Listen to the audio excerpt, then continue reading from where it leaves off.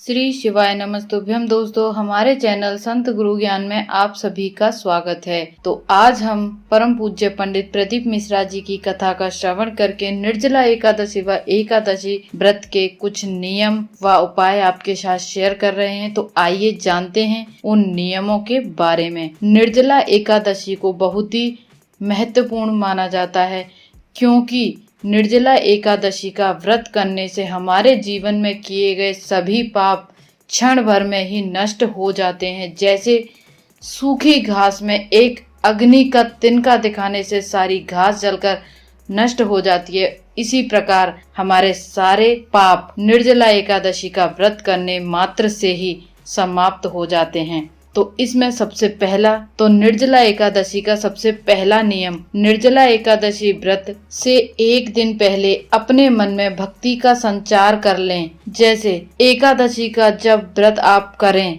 तो 10वीं तिथि की शाम को रात्रि का जब आप भोजन करें या ग्रहण करें तो आपको कोई ऐसी वस्तु या पदार्थ भोजन में ग्रहण नहीं करना है जिसके कारण आपकी एकादशी खंडित हो जाए। दूसरा एकादशी का नियम, जिस दिन आपका एकादशी का व्रत हो उस दिन आपको किसी भी वृक्ष से या किसी भी पौधे से, किसी भी डाली से या कोई भी बेल हो उससे हमें कोई भी पत्ती नहीं तोड़नी है। इस बात का हमें विशेष ध्यान रखना है। तीसरा नियम, जब एकादशी का व्रत हो आपका तो किसी भी डिब्बे में रखी हुई रोटी आपको गाय को या उसकी बछिया को नहीं खिलानी है। भूल कर भी यह भूल आपको नहीं करनी है।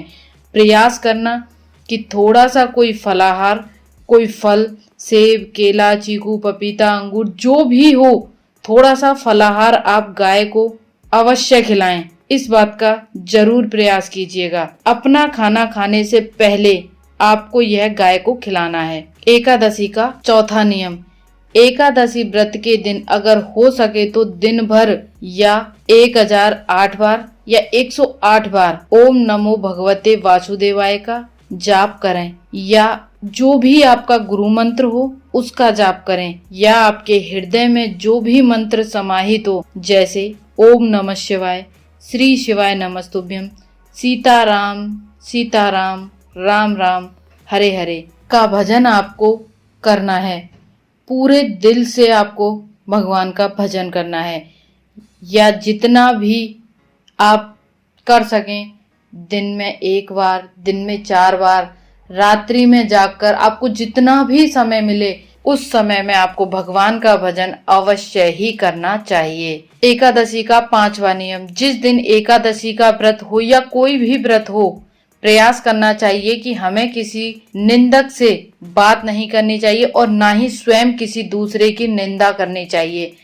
और अगर किसी ने आपसे किसी की निंदा कर भी दी है तो तुरंत सूर्य नारायण भगवान का 3 बार दर्शन करें, नेत्र बंद करें, तब आपके अंदर जो निंदा गई है वह पवित्र होगी, तब आपका एकादशी का व्रत लगेगा।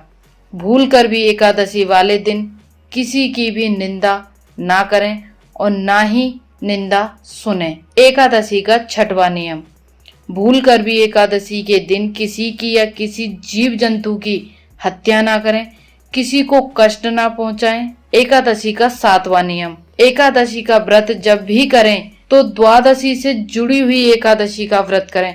10वीं से जुड़ी हुई एकादशी का व्रत हमें नहीं करना चाहिए, क्योंकि 10वीं से जुड़ी हुई एकादशी व्रत कहलाती है और द्वादशी से जुड़ी हुई एकादशी पुण्य फल प्रदान करती है, जो कि हमें भगवान विष्णु के चरणों में ले जाकर छोड़ आती है। इसीलिए हमें द्वादशी से जुड़ी हुई एकादशी का व्रत ही करना चाहिए। 8वां नियम, शास्त्र कहता है कि प्रयास करना चाहिए एकादशी के दिन घर में झाड़ू पोछा स्वयं नहीं लगाने चाहिए, किसी दूसरे व्यक्ति से लगवाने चाहिए, क्योंकि हो सकता है जब आप झाड़ू लगाएं या पोछा लगाएं तो आपसे किसी जीव या जंतु की हत्या हो जाए।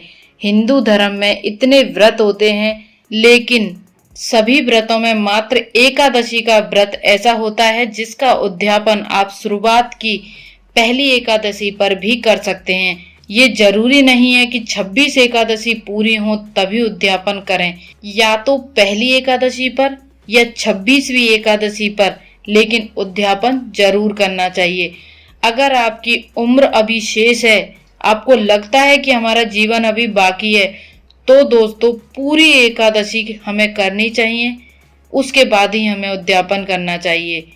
पहली एकादशी पर उद्यापन का फल और अंतिम एकादशी के उद्यापन का फल अलग अलग होता है। जैसे आपने पहली एकादशी पर उद्यापन कर दिया, तो इसके बाद आप जितनी भी एकादशी करोगे उनका पुण्य फल आपके खाते में स्वयं ही आ जाएगा।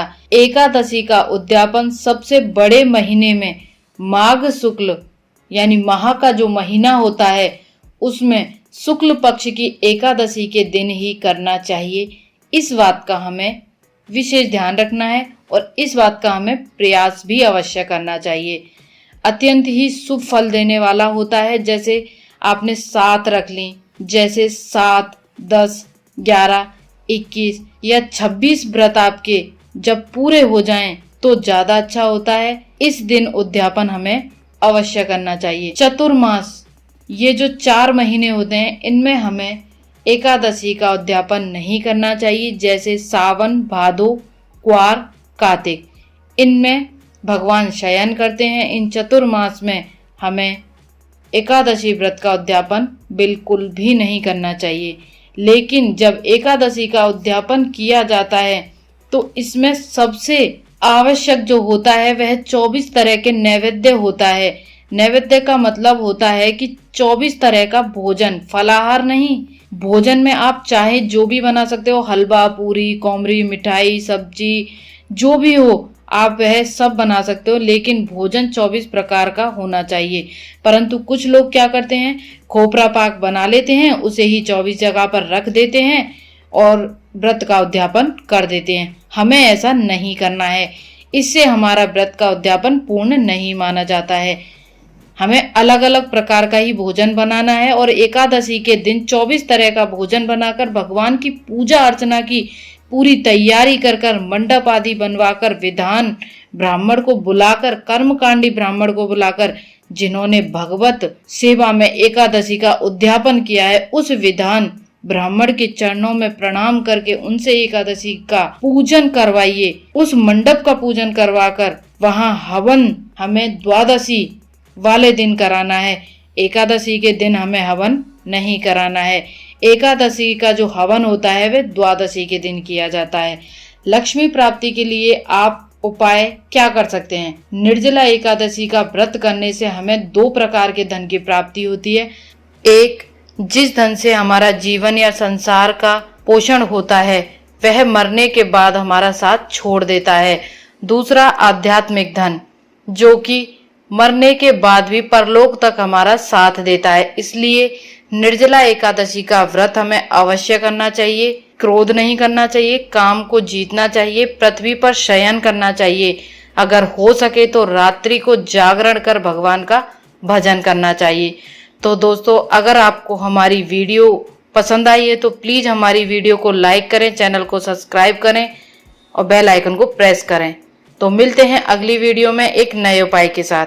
Thank you friends.